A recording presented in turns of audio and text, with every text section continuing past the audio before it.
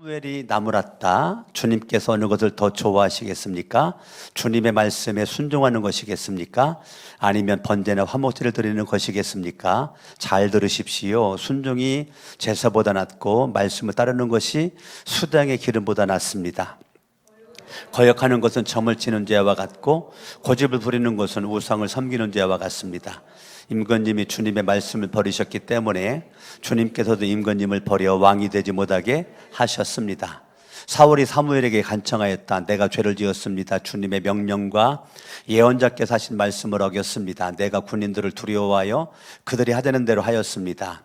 제발 나의 죄를 용서해 주시고 나와 함께 가셔서 내가 주님께 경배할 수 있도록 해주시기 바랍니다. 합독합니다. 사무엘이 사울에게 대답하였다. 나는 함께 돌아가지 않겠습니다. 임건님께서 주님의 말씀을 버리셨기 때문에 주님께서도 이미 임건님을 버리셔서 임건님이 더 이상 이스라엘을 다스리는 왕으로 있을 수 없도록 하셨습니다.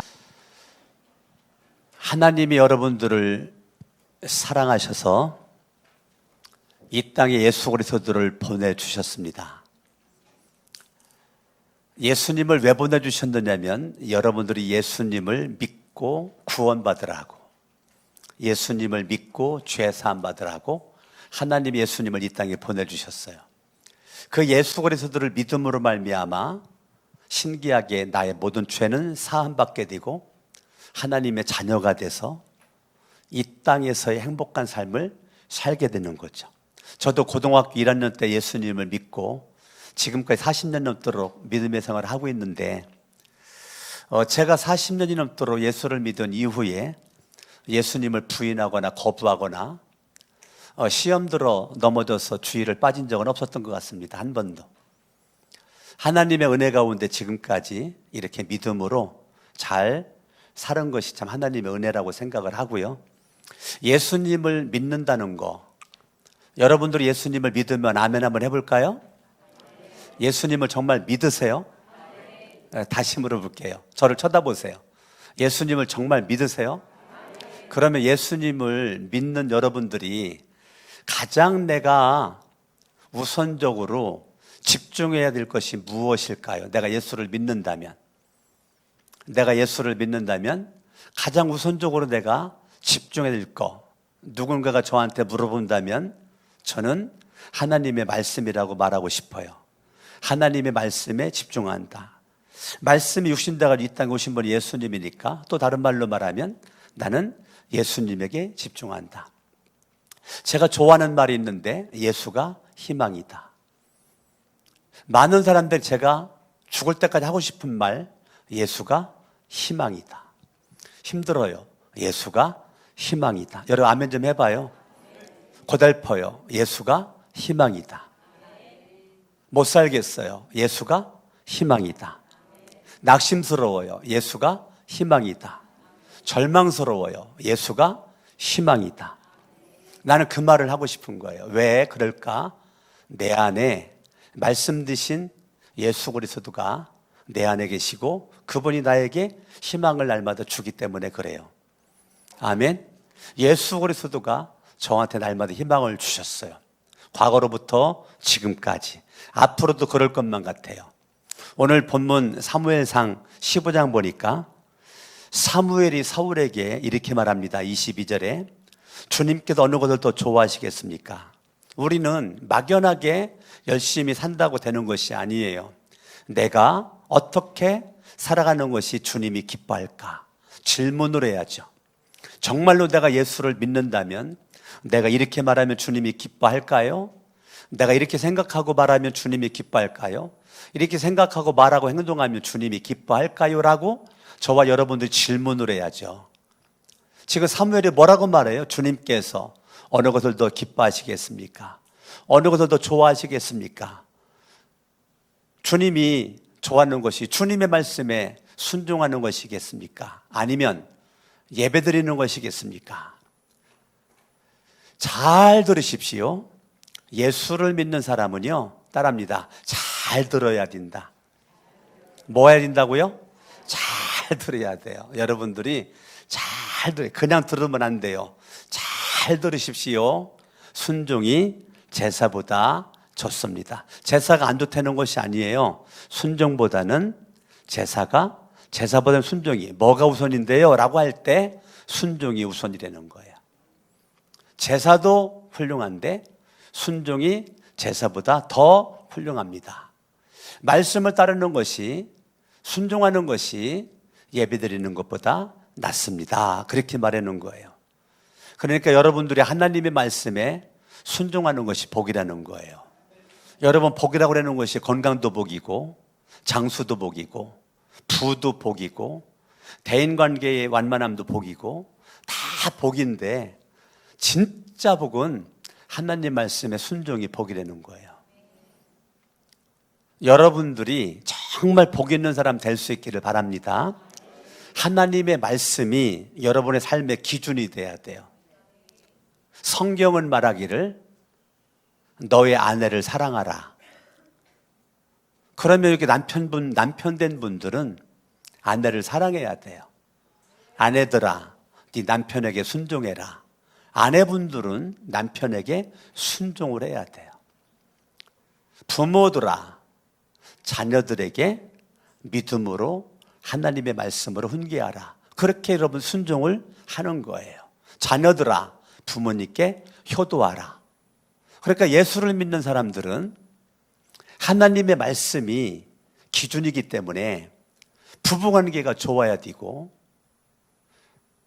자녀들과의 관계, 형제관계가 좋아야 되고, 부모님께 효도해야 되고, 부모님은 자녀들을 말씀 안에서 양육을 해야 되고, 하나님 말씀대로 내가 순종하는 거죠. 하나님의 말씀대로 순종해 보려고 노력을 하는 거죠. 제 아내가 저기 있지만 늘 사랑스럽다고 느끼면서 사랑하겠습니까? 제가 때로는 보기도 싫고, 어째 아멘들 안 해요? 때로는 좀 그렇지만 하나님 말씀에 순종해 보려고 노력하다가 보니까 제가 언어가 이렇게 하는 거죠. 당신은 나의 기쁨이고 나의 자랑이고 나의 면류관이냐 라고 말하는 거죠. 30년 정도 살면서 늘 그런 거 아니잖아요. 그런데 하나님 말씀에 순종해 보려고 하다가 보니까 마음속에 원수 맺지 않고 화목하고 사랑하고, 부족한 것이 보여도 잘하는 것을 칭찬하게 되고, 연약함이 보이거들랑 위에서 긍휼히 여기고 기도를 하게 되는 거, 이것이 말씀에 순종하는 거라고요. 하나님의 말씀에 순종이 내 삶 가운데 이루어질 때 그게 쉽지 않아요.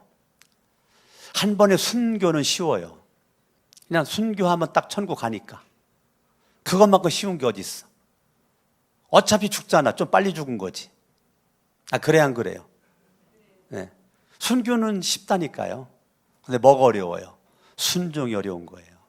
저와 여러분들이 순종하는 삶을 날마다 살아간다는 게 정말 뼈를 깎는 고통이 필요합니다. 여러분이 볼 때 강석원 목사는 목사인데 나는 순종하기 쉬울 것 같아요? 어려울 것 같아요? 너무너무 어려워요. 저 목사라고 쉬울 것 같죠? 저도 너무너무 어려워요. 늘 육신의 소욕과 성령의 소욕이 싸워요. 육신의 원함이 내 안에 있고 성령의 원함이 내 안에 있어서 두 가지가 늘 싸운다니까요. 이것 때문에 괴롭고 힘들고 갈등을 겪는다니까요. 그런데 제가 딱 결정하는 건 뭐냐면 하나님의 말씀에 순종하는 거예요. 하나님의 말씀에 원수 맺지 말고 화목해라 하니까 원수 안 맺고 화목을 하는 거예요. 하나님의 말씀에 살아보려고 애를 쓰지만 또 실수도 하고 넘어지기도 하고 잘못되게 말할 수도 있고 행동할 수도 있을 때 가슴을 치며 후회하고 내가 왜 그랬을까?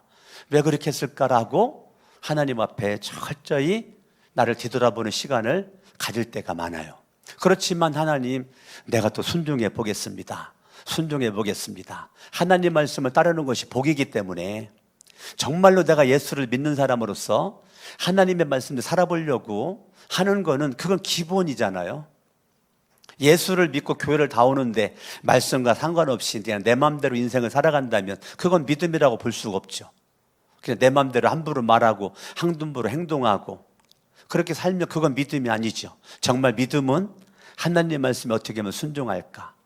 어떻게 하면 순종할까? 어떻게 하면 순종할까? 인자가 온 것은 섬김을 받으려 함이 아니고 도리어 섬기려 하고 많은 사람의 대속물로 주기 위해서 이 땅에 오셨더라고 마가복음 10장 45절은 말해주고 있는 것처럼 저와 여러분들이 내 삶의 이유가 예수님을 본받아 어떻게 하면 남편을 좀 섬길까? 내가 어떻게 하면 아내를 좀 섬겨볼까? 어떻게 하면 부모님을 섬길까? 어떻게 하면 형제를 섬길까?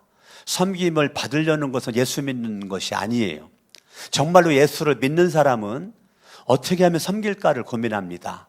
근데 예수를 안 믿는 사람은 너는 나를 섬겨, 나 섬김을 받을 거야. 그건 믿음이 아니에요.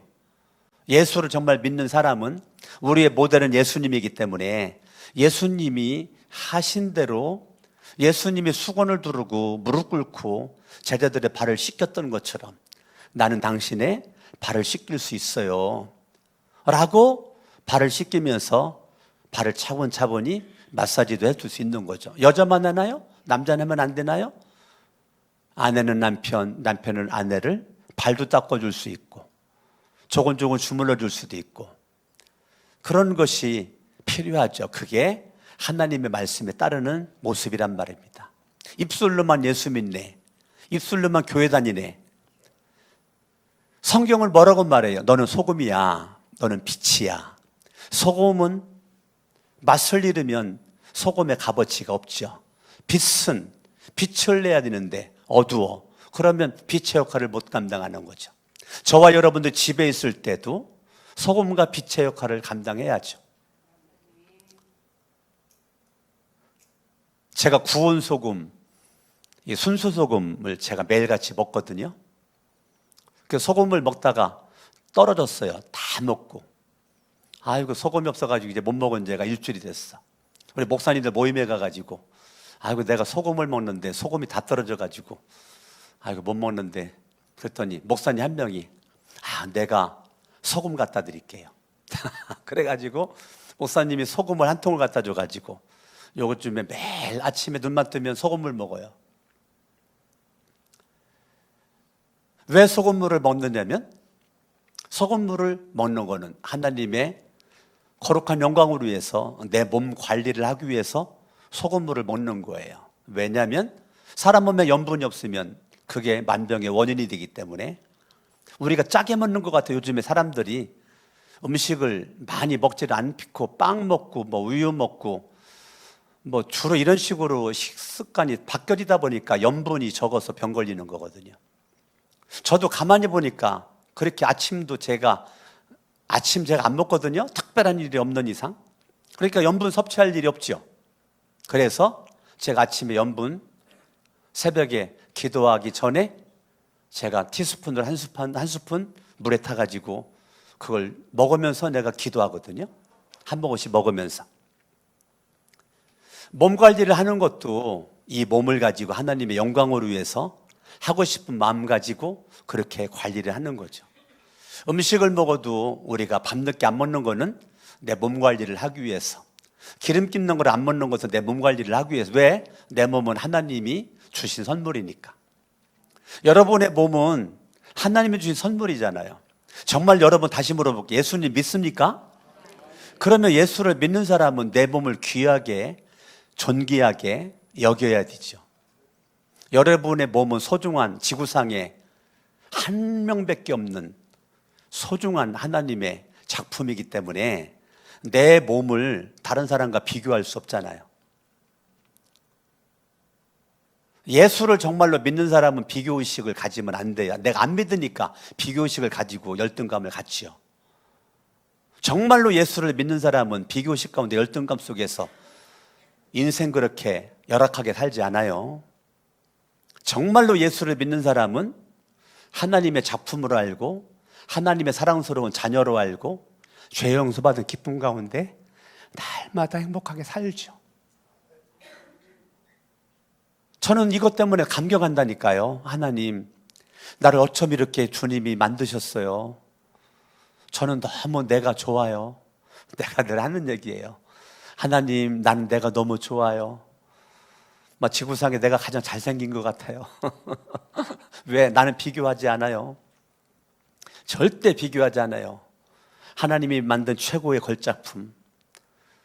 나는 막 거울 속에 내 모습 바라보면 감동을 받아요. 너무너무 멋있어가지고, 너무너무 잘생겨가지고, 어쩜 이렇게 얼마나 나 감동을 받는지, 거울 속에 나를 바라보나 운다니까, 좋아서. 옆 사람 인사합니다. 당신은 하나님의 걸작품입니다. 그런데 제가 목사로서 또 하나 우는 것이 있는데, 사랑하는 성도들이 그렇게 안 사는 것 때문에 제가 울어요. 정말 걸작품은 가격으로 이걸 어떻게 할 수 있어요? 얼마짜리라고 할 수 있어요? 걸작품인데, 지구상에 한 점밖에 없는 걸작품인데 가격이 나와요? 그러니까 우리는 가격이 안 나오니까 당신은 얼마짜리입니까? 라고 했을 때 우리는 예수님 짤입니다 라고 말하는 거죠.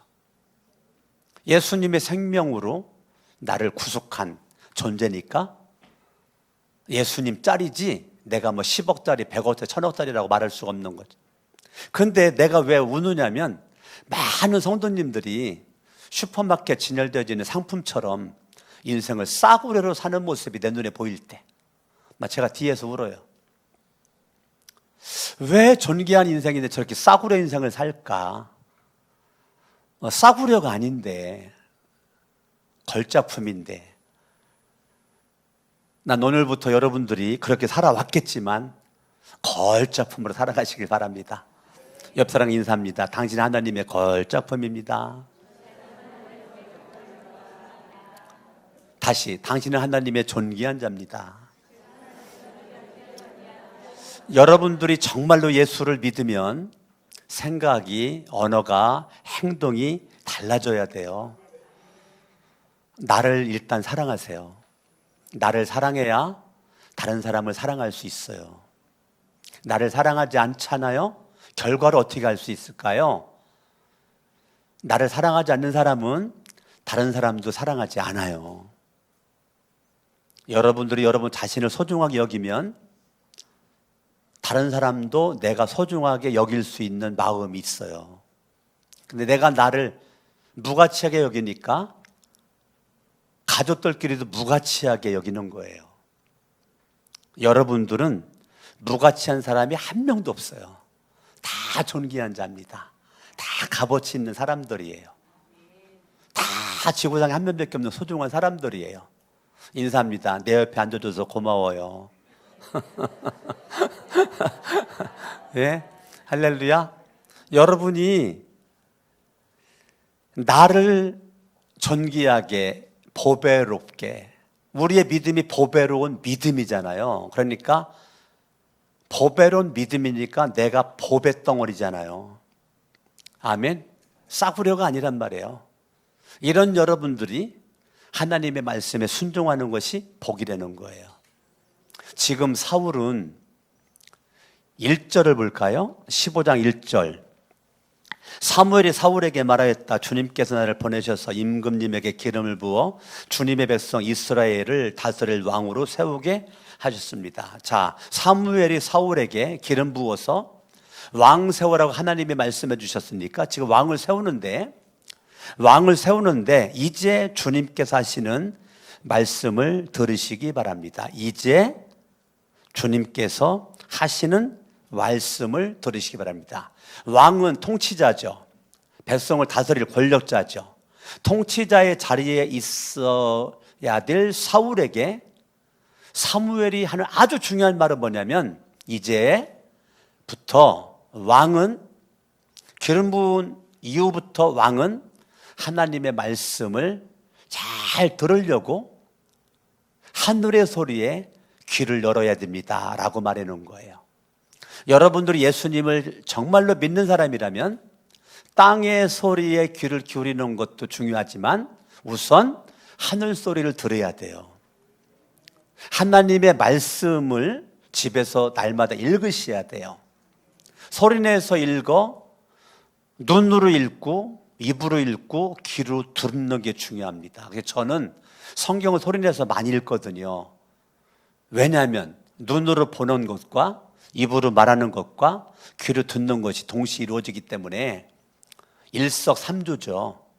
그러니까 속으로만 읽는 것보다는 입으로 큰 소리로 읽는 게 굉장한 유익함이 있다니까요. 믿음은 들음에서 나죠. 들음은 그리스도의 말씀이죠. 아멘. 지금 여러분들이 예수님을 믿으면 하나님의 말씀을 날마다 들어야 돼요. 날마다 밥만 먹지 말고 날마다 여러분 말씀을 들으셔야 돼요. 할렐루야. 지금 목장별로 말씀들 이렇게 잘 나누고 있는지 모르겠지만 하여튼 여러분들이 말씀을 여러분들이 서로 나눌 수 있기 바라고, 오늘 읽을 말씀 뭐가 은혜 됐느냐고 물어보고 아직 안 읽었다 그러면 한번 읽어보라고 하고서 그렇게 여러분의 전화 속의 대화가 서로 간의 영적인 유익함을 줄 수 있길 바랍니다. 안녕하세요. 네, 뭐 때문에 전화했는데 이런 거. 예. 그러고 한 가지 죄송한데 오늘 읽을 말씀 가운데 뭐가 은혜 됐나 저한테 좀 나눠주시면 고맙겠습니다. 그러면 아직 안 읽었는데요. 그러면 읽으신다면 좀 은혜가 된 거 좀 나눠주세요. 이렇게. 상대방의 유익을 위해서 약간의 거룩한 부담감도 줄 필요가 있는 거예요. 왜? 사랑하니까. 사랑하는 사람이 주의 말씀을 따름으로 복받길 원하기 때문에. 아멘. 하나님께서 2절에 말씀하십니다. 아말렉과 전쟁하면 3절에 전멸시켜라. 사정 봐주지 말고 다 죽여라. 근데 그 하나님의 말씀의 9절에 보니까 사울이 순종하지 않았어요. 좋은 것은 남겨두고 안 좋은 것만 다 죽이고 없애버렸어요. 그러니까 하나님의 말씀이 사울에게 임했지만 사울은 자기 마음대로 생각하고 행동하는 거예요. 오늘날 수많은 그리스도인들이라고 하는 사람들이 이렇게 하는 거예요. 하나님의 말씀이 들렸는데도, 설교 말씀 들었는데도, 공부를 했는데도, 성경을 읽었는데도 정작 나의 삶은 말씀이 기준이 되지 않고 내 기존적인 생각대로, 방법대로 삶을 살아가는 거죠. 그거는 예수를 믿는 모습이 아니라니까요. 예수를 정말로 믿는 모습은 말씀과 상관없이 9절에 사울이 자기 마음대로 그렇게 생각을 해서 결정 내리고 살아가는데 이걸 우리는 탐욕죄라고 그래요. 사울이 망하게 된 첫 번째 원인이 탐욕죄입니다. 탐욕이 지금 망하게 된 첫 번째 원인이 되는 거죠. 사무엘상 15장에서는 다른 장 다르게 말할 수 있어요. 그러니까 하나님의 말씀에 철저히 불순종하는데 이건 하나님을 대적하는 거거든요. 하나님을 대적하는 거예요.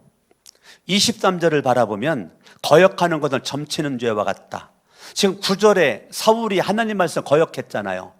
여러분 점집에 가가지고 무당에게 점치지 않았죠? 그래도 하나님의 말씀을 거역하면 점치는 죄와 쌤쌤이라는 것입니다. 지금 9절에 하나님의 말씀에 사울이 철저히 말씀대로 안 살죠? 그게 23절에서 거역하는 것은 점치는 죄와 같고 고집 부리는 것은 우상을 섬기는 죄와 같다라고 말하고 있는 거예요. 그러니까 9절에 나름대로의 그런 생각은 있는데 그게 꼭 옳은 생각은 아니었던 거죠. 하나님 말씀을 불순종한 잘못된 생각이죠. 사울은 나름대로 그게 옳다라고 생각할지는 모르지만 하나님 말씀의 불순종은 불순종이거든요. 10절에 보니까 주님께서 사무엘에게 말씀하십니다. 주님이 말하는 거예요. 사무엘에게. 9절 그거 딱 경험하고 주님이 사무엘에게 하는 말이 사무엘아 내가 사울 왕 세운 것 후회된다. 하나님이 후회가 된다는 거예요. 뭐 때문에요? 말씀에 불순종하는 사울 때문에 지금 후회가 된다는 거예요. 말씀에 불순종하는 거를 하나님은 이렇게 생각하는 겁니다. 사울이 나 하나님에게 등을 돌리고 있어. 등을 돌리고 있으면 나의 명령을 따르지 않는다. 그 말 듣고 사무엘이 괴로운 마음으로 밤새도록 주님께 부르짖어 기도를 했다는 거예요. 12절에 하나님의 말씀을 듣고 사무엘이 사울을 만나서 확인하려고, 사울을 만나려고 아침에 일찍 일어났거든요. 그런데 들리는 말이 사울이 성전비 세우려고 일찍 떠나서 없기 때문에 사무엘이 사울을 만날 수가 없게 되었던 거죠. 사울은 자기가 아말렉과의 전쟁에서 승리한 것에 대한 성전비를 세우기 위해서 떠나간 거죠.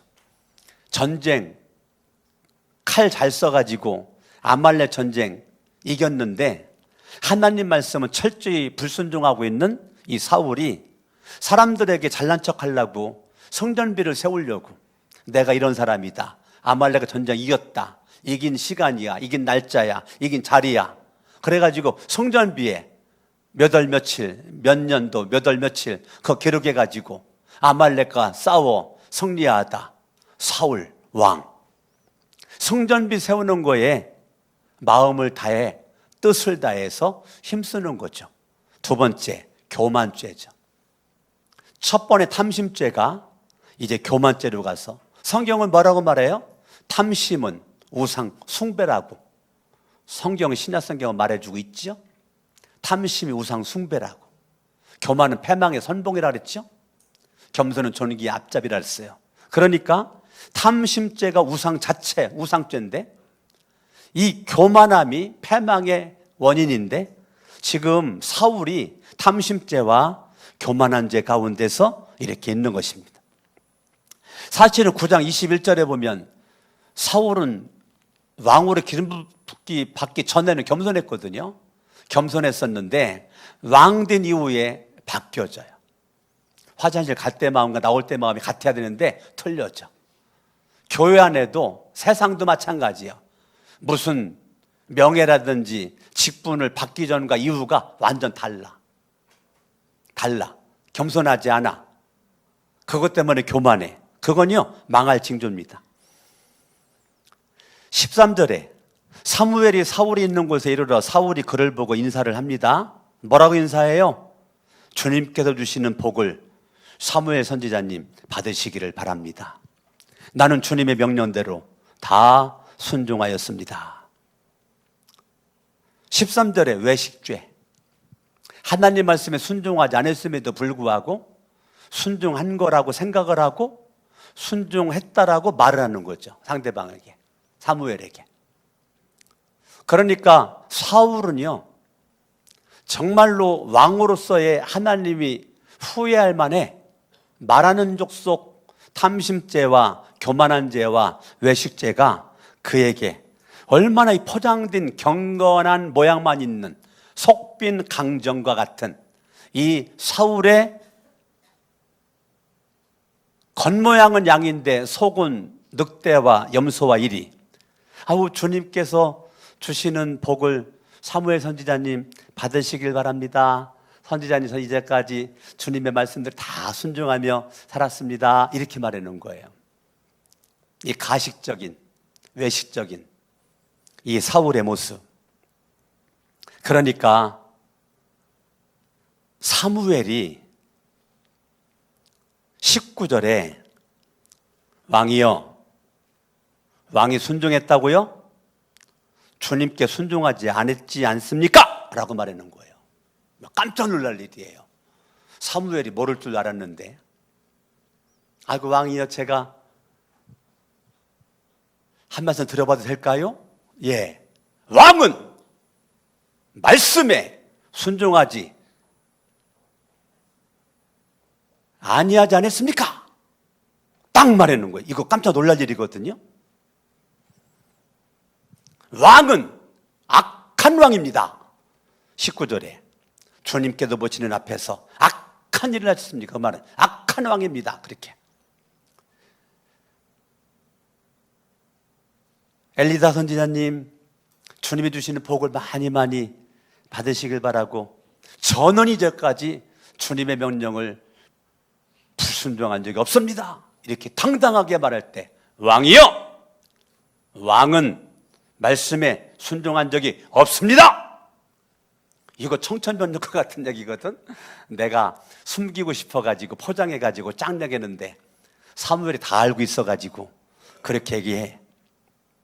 그러면 보통 저를 쳐다봐봐요. 이러면 보통 어떻게 해야 돼요? 아이고, 죄송합니다. 제가 죽을 죄를 졌습니다. 죽을 죄를 졌습니다. 이게 정상이죠. 아니에요?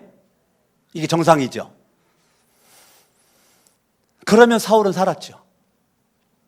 그렇게 했다면 사울은 왕자리를 유지했죠. 근데 20절입니다. 사울이 사무엘에게 나는 주님께 순종하였다고요? 뭐라고요? 내가 이제 불순종했다고요? 나를 알기를 우습게 알고 진짜 사무엘 선지 똑바로 하세요! 이런 얘기예요. 지금 사울이 사무엘에게 호통치는 거예요. 보통 사람 같으면 여러분 다윗이 사울보다 더 무서운 10계명 가운데 4계명을 줬거든요. 4계명을 범했어요 다윗이. 그런데 시골 촌구석에서 선지 역할을 하고 있는 나단 선지가 다윗을 만나가지고 다윗의 죄를 지적했을 때 사울처럼 다윗도 그렇게 할 수 있었지만 다윗은 바로 무릎 꿇고 머리를 조아려 아이고 죽을 죄를 졌습니다. 내가 잘못했습니다. 그게 다윗을 살린 거거든요. 사울과 다윗의 차이는 죄진 거로만 따지면 다윗이 더 죄를 많이 졌다니까요. 그런데 다윗은 주님 손에 붙잡힌 바다 쓰임받고 이런 구약의 인물 다윗을 사도행전 13장에 보면 내가 이새의 아들 다윗을 만나니 내 마음에 합한 자 내가 너를 통해서 내 뜻을 다 이루게 하리라. 13장 21절과 22절입니다. 내가 사울은 패했다. 패할 것이다. 패했고 너는 내가 쓸 것이다. 그것이 구약의 인물 사울과 다윗을 사도행전 13장 21절 22절에 분명하게 딱 정리를 해놔버렸거든요. 차이가 뭔가? 사울은 회개하지 않고 다윗은 회개를 했다는 거죠. 시편 51편에 보면 다윗이 회개할 때 정결한 마음 주시옵소서 오호 주님 정직한 영을 내 안에 주소서 나를 주님 앞에서 멀리하지 마시고 주의 성령을 거두지 마옵소서. 이것이 다윗의 회개란 말이에요. 저는 시편 51편만 생각하면 나 눈물 나거든요. 여러분들도 그렇죠. 사울이 회개하지 않으니까 주님의 영이 사울에게서 떠나가니 악령이 사울에게 들어갔지요. 이거를 다윗이 다 봤잖아요. 다윗이 악기를 통해 가지고 사울에게 있는 악령을 물리쳤잖아요. 다 알고 있잖아요. 그거 생각하면서 다윗은 주의 영이 나에게 떠나갈까 봐 두려움 속에서 철저히 눈물로 가슴을 치며 통회자복하며 회개하니까 살 길이 열렸다니까요. 따라합니다. 죄를 져서 망하는 것이 아니고 회개하지 않아서 망한다. 우리가 죄는 질 수 있지만 죄에 대한 처리를 잘 해야 됩니다. 사람과의 관계도 틀어지죠. 살다 보면 사람과의 관계가 틀어졌을 때 그냥 틀어진 거로 그냥 그렇게 봉하는 사람이 있고 틀어진 거를 어떻게 잘 이거를 봉합을 해가지고 완화시켜가지고 똑같진 않지만 관계를 회복하기 위해서 무진장 기도를 하고 노력하는 사람들이 있습니다. 그런 사람은 정말 훌륭한 사람들입니다. 저와 여러분들이 하나님의 말씀에 순종을 해보려고 노력하는 거거든요. 하나님의 말씀은 십자가가 원수된 것을 화해시켰으니 너희도 모든 사람과 화해하라, 화목해라. 그 말씀에 순종하려고 하는 내 인생의 몸부림이거든요. 몸부림이에요. 옛날에 대학교 다닐 때 아버지 원수, 아버지가 그것 때문에 술을 더 먹고 담배를 더 먹고 결국은 폐병으로 사형선고를 받고 결과적으로 꼭 그건 아니겠지만 많은 것 중에 하나의 원인이 아버지를 죽음에 이르도록 만들어놓은 아버지의 원수. 아버지의 원수는 아들의 원수도 되더라고요. 그 아버지 친구 얼굴이 생각도 안 나고 이름도 모르겠는데 나도만 미워지는 건데, 그 아버지의 원수 아버지가 칼로 찔러 죽이겠다고 이것만한 칼을 갖다가 4번이나 사왔거든요. 제가 아버지 손에 칼을 뺏어가지고 신문지 뚫뚫 말아가지고 쓰레기통에 버린 것이 4번이거든요. 아버지는 그놈을 쉽게 죽여버리고 나도 그냥 죽겠다고, 아니면 감옥 가든지 하겠다고. 아버지가 원수가 내 원수더라고요. 근데 저는 예수를 믿잖아요. 아버지는 예수를 안 믿잖아요. 제가 어느 날 아버지 친구를 찾아가서 아버지 친구 부부를 제가 솔직하게 다 얘기를 했어요. 지금 아버지가 우리 아저씨 칼로 찔러 죽이겠다고 술 잡수시면 칼 사갖고는 내가 4번 했는데, 아저씨 조심하세요. 우리 아버지한테 잘못되면 죽을 것 같아요. 내가 솔직하게 알려줬다니까, 조심하라고. 착해요, 안 착해요? 알려줬으니까. 그런데 아저씨가 살 길이 있는데요, 내가 알려줄까요? 그랬더니 이분이 귀를 쫑긋, 살 길이? 그분도 죄를 줬으니까 아버지 사기쳤거든요. 아버지 사기쳐가지고 아버지 전재산 친구니까 함께 사업하자고, 아버지는 친구를 믿으니까 뭐 각서 이런 하나도 없이 그냥 전재산을, 현금을 다 아버지가 준 거예요. 현금을 통장으로 보낸 게 아니고 그냥 눈앞에서. 친구가 그 돈 안 받았다고 딱 오리발내 밀었는 건데, 이게 뭐 근거가 없으니까 어떻게 할 수가 없는 거죠. 믿는 도끼에 발등 찍힌다고 그런 일을 당하고. 그랬을 때 제가, 하나님은 아저씨 아주머니를 사랑합니다, 내가 복음을 전했다니까요. 아버지의 원수에게.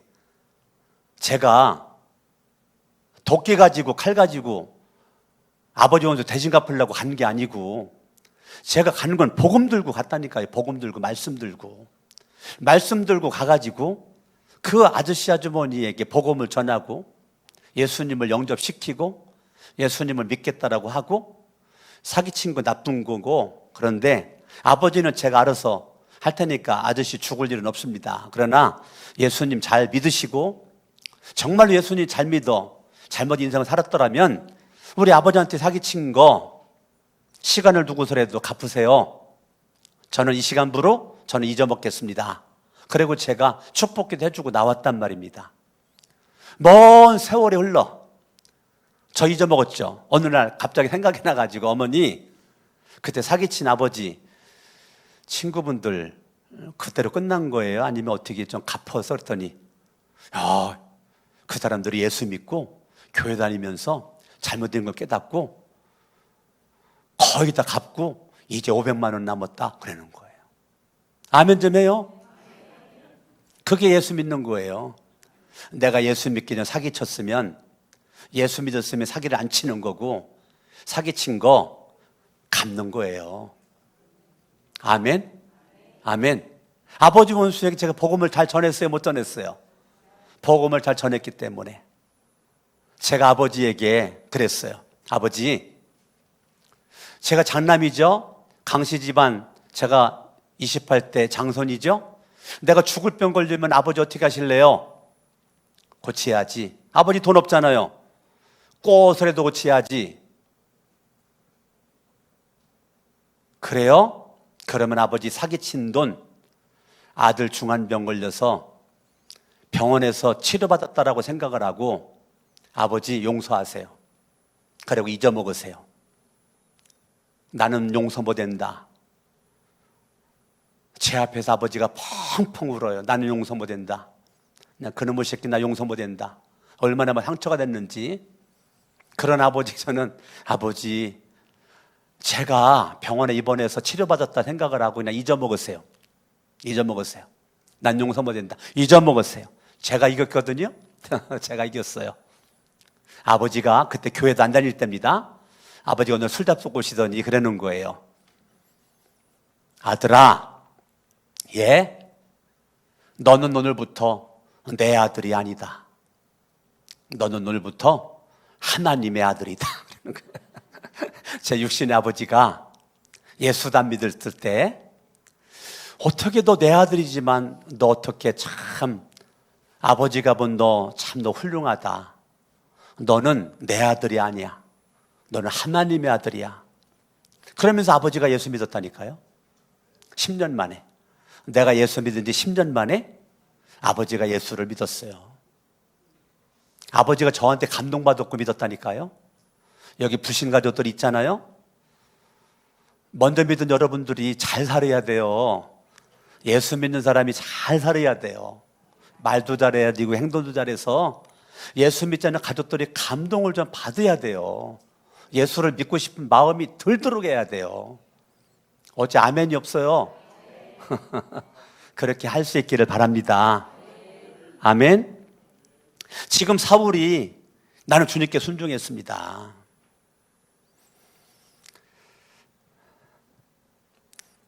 근데 순종하지 않았죠. 23절에 임금님이 주님의 말씀을 버리셨기 때문에 주님께서 임금님을 버려 왕이 되지 못하게 했습니다. 24절에 사울이 사무엘에게 말합니다. 내가 죄를 지었습니다. 회개하고 있네요. 내가 죄를 지었습니다. 25절 나의 죄를 용서해 주시고 회개하고 있네요. 근데 26절에 사무엘은 말을 안 바꿉니다. 주님의 말씀을 임금님이 버리셨기 때문에 주님께서 임금님을 버렸습니다 라고 23절을 그대로 말합니다. 그러면 사울은 회개한 거라고 생각할지 몰라도 사무엘은 회개를 인정하지 않는 거죠. 저도 인정하지 않습니다. 무슨 근거로? 30절을 근거로. 사울이 간청합니다. 30절 내가 죄를 지었습니다. 회개죠. 그러나 나의 백성 이스라엘과 백성의 장로들 앞에서 제발 나의 체면을 좀 세워주시기 바랍니다. 이것 때문에 회개하지 않은 겁니다. 이 체면신앙, 체면, 결국은 자기의 유익을 위해서, 자기의 유익을 바라보면서 지금 체면신앙으로 그렇게 하는 거죠. 내가 지금 체면을 봐서 통해자복하지 않아요. 통해자복하지 않고 지금 입으로만 죄책감만 가지고 죄를 지었다라고 말하지만 말로만이지 정말 애통하지 않아요. 애통하지 않아. 다윗처럼 애통하지 않아. 애통하지 않은 결국은 자기의 유익을 위해서 회개한 척을 하는 거예요. 체면. 따라합니다. 하나님 말씀에 순종하는 것이 복입니다. 나는 여러분들이 정말 복 있는 사람 되기 원해서 순종으로 복 있는 사람 되기 원해서 이 설교를 했는데 정말 여러분들이 이 땅 사는 동안 이왕이면 복이 있는 사람 되시길 바라고 복이 없는 사람이 되면 안 돼요. 하나님 말씀에 순종하는 것이 나에게도 복이고 우리 가족들에게도 복이고 우리 공동체에게도 복이 되는 것입니다. 여러분들이 모든 사람들의 유익을 위해 살아야지 사울처럼 자기 유익을 위해서만 말하고 생각하고 행동해. 이건 믿는 게 아니에요. 우리 예수를 믿는 사람들은 공동체의 유익을 위해서라면 나의 유익을 포기할 수도 있죠. 그게 믿는 거죠. 그런데 예수를 믿는 모습이 아닌 사람은 공동체 유익은 생각하지 않아요. 나의 유익만 생각하고 말하고 행동하죠. 그건 믿음이 아니에요. 정말 하나님을 따르는 사람을 믿는 사람들은 주님의 말씀에 순종하는 것. 이것이 내가 잘 되는 비결입니다. 따라합니다. 순종이 예배보다 좋습니다. 예배보다 낫습니다. 순종이 먼저입니다. 아멘. 다 같이 일어나셔서 찬양합니다. 예수 따라가며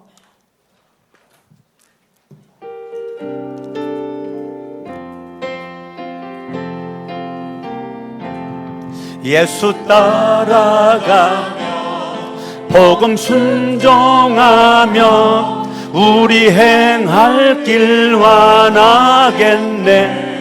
출지하며 순종하는지 아는 주가 늘 함께 하시. 가슴에 손 얹고 의지하고 순종하는 길은 예수 안에 즐겁고 복된 길이로다. 해를 당하거나 우리 고생할 때 주가 위로해 주시겠네. 주를 의지하며 순종하는 자를 주가 안위해 주시리. 양손 들고 의지하고 순종하는 길은 예수 안에 즐겁고 복된 길이로. 가슴에 손 얹고 남의 짐을 슬픔 위로하며 주가 상급을 주시겠네. 주를 의지하며 순종하는 자를 항상 복 내려주시리. 양손 들고 의지하고 순종하는 길은 예수 안에 즐겁고 복된 길이로다. 우리 받은 것을 주께 다 드리면 우리 기쁨이 넘치겠네. 주를 의지하며 순종하는 자를 은혜 풍성케 하시리. 옆에서 손 붙잡고 의지하고 서로 쳐다보고 예수 안에 즐겁고 손 붙잡고 계속 불러요. 주를 힘입어서 주를 힘입어서 말씀 잘 배우고 주를 모시고 살아가세. 주를 의지하며 항상 순종하면 주가 사랑해 주시. 양손 들고 의지하고 순종하는 길은 예수 안에 즐겁고 복된 길이로다. 두 손을 가슴에 얹겠습니다. 이 시간에 여러분들이 기도하는데 소리내서 기도할 수 있고 또 마음속으로 기도할 수도 있습니다. 하나님, 내 마음속에 탐심의 죄가 떠나길 원하고 교만한 죄가 내 안에 머물러 있지 않길 원합니다. 가식적인 위선적인 죄가 내 안에서 떠나가길 원하고 회개하지 않는 못된 마음, 완악한 마음 내 안에서 예수의 보혈로 치료되길 원해서, 그래서 말씀에 순종함으로 복 있는 주인공 되길 원하여 합심을 한번 기도합니다. 살아계신 아버지, 하나님의 말씀을 통해서 깨달음을 주시니 감사합니다. 하나님의 말씀대로 우리가 복 있게 살아갈 수 있도록 도와주시길 원하옵고 영광과 존귀와 찬양을 받아주시길 원하오며 하나님 은혜 가운데 승리할 수 있도록 도와주시기를 원합니다. 영광 받아주시옵길 원하옵고 하나님 은혜 가득할 수 있도록 하여 주시옵소서. 역사해 주시옵길 원합니다. 충만한 능력과 은혜가 있을 수 있도록 도와주시길 원하오며 하나님 아버지 함께 주시옵길 원합니다. 주님 영광과 존귀와 찬양을 받아주시옵시고 함께 주시옵길 원합니다. 아버지 하나님여 주여 도와주시옵시고 하나님 아버지 역사해 주시옵길 원합니다. 예수의 이름으로 기도합니다. 두 손을 가슴에 얹은 채로 제가 기도합니다. 예수님, 우리를 불쌍히 여겨주시고 하나님 말씀에 순종하는 주인공으로 주님의 기쁨 되게 하옵소서. 내 마음속에 탐욕과 교만함과 위선과 회개하지 않는 것은 다 십자가에 못 박아버리고 내 마음에 성령의 9가지 열매가 주렁주렁 맺어 사랑과 희락과 화평과 오래 참은 자비, 양선, 충성, 온유, 절제가 내 안에 가득하고 부부관계가 회복되어지고 부자관계, 모자관계가 회복되어지고 형제들의 관계가 회복되어지고 무조건 가정 천국이 이루어지고 남편은 아내를 정말 사랑하고 아껴주고 아내는 남편에게 순종하고 복종하고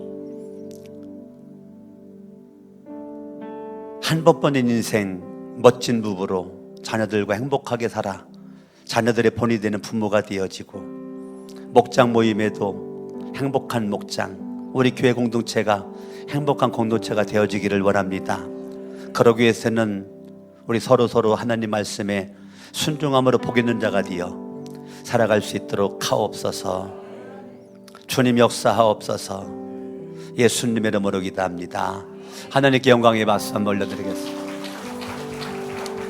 오늘 방문해 주신 분들이 많이 있는 것 같은데, 우리 최윤성 목사님이 목장 이름을 정했거든요. 하마나세 목장 이름이에요. 유지철 전사님 이제 돕기로 한 건데요. 기도로 또 물질로 조금씩 돕는 건데, 오늘 예배 나왔거든요. 잠깐 손 들어 주실까요? 예, 우리 유지철 전사님, 우리 박수 한번 하겠습니다. 우리 주변을 돌아보시고 방문해 주신 모든 분들을 위해 소리 뜨겁게 박수 한번 하겠습니다. 오늘 방문해 주셨지만 4층 가면 식사가 준비가 되어 있으니까 맛있게 식사해 주시고, 또 2층 카페가 있으니까 커피도 마시고 교제할 수 있길 바라겠습니다. 예배 후에 한 3분 이후에 우리 함께 기도하는 시간도 가질 수 있도록 하겠습니다. 특별하게 안 바쁜 분들은 참석할 수 있길 바라고, 바쁘신 분들은 먼저 가서 식사하시면 되겠습니다. 이제는 우리 주 예수 그리스도의 은혜와 하나님 아버지의 사랑하심과 성령님의 감화감동 역사 충만 내주하심이 영원토록 함께 하시기를 간절히 축원하옵나이다. 아멘.